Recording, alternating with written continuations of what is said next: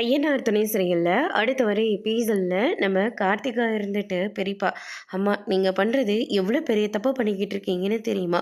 ஒரு குடும்பத்தவே இப்படி நடு ரோட்டில் நிப்பாட்டி வச்சிட்டிங்களே அப்படின்ற மாதிரி சொல்லிக்கிட்டு இருக்காங்க. யாரடி அவங்கள போய் நடு ரோட்டில் நிப்பாட்ட சொன்னது? அது எங்கள் எல்லாருக்குமே சொந்தமான ஒரு வீடு. அது அவனை ஒருத்தனுக்கு மட்டும் எல்லாத்தையும் கொடுத்துட சொல்கிறியா? அப்படியெல்லாம் எதையும் கொடுக்க முடியாது அப்படின்னு சொல்லிட்டு கஸ்தூரி வந்து சொல்லிக்கிட்டு இருக்காங்க.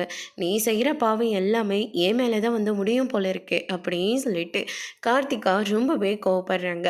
அதுக்கு அடுத்ததாக வந்து பார்த்திங்கன்னா அவங்களுடைய பெரியப்பா இருந்துட்டு நேராக யாரும் இல்லாத நேரத்தில் அதுவும் எல்லாருமே இருக்காங்களா இல்லையான்னு சொல்லிட்டு வேவை பார்த்துக்கிட்டு எப்படியும் அந்த டாக்குமெண்ட்டு இந்த வீட்டில் தான் இருக்கும், அதனால் எப்படியாவது அதை எடுத்துட்டு நம்மளுடைய பேருக்கு நம்ம மாற்றி எழுதிக்கிட்டோம் அப்படின்னு சொல்லிட்டு அவர் ஒரு பிளானை போட்டு கூடயும் ஒரு ஆளை கூட்டிக்கிட்டு அங்கே போகிறாங்க.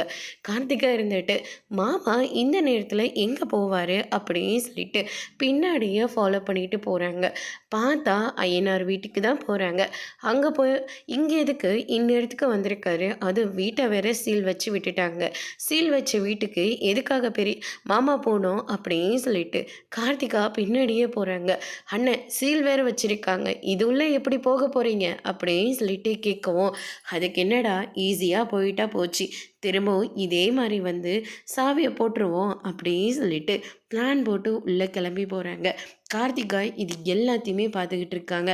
அதோட இன்னைக்கான பிரம முடிச்சிருக்காங்க.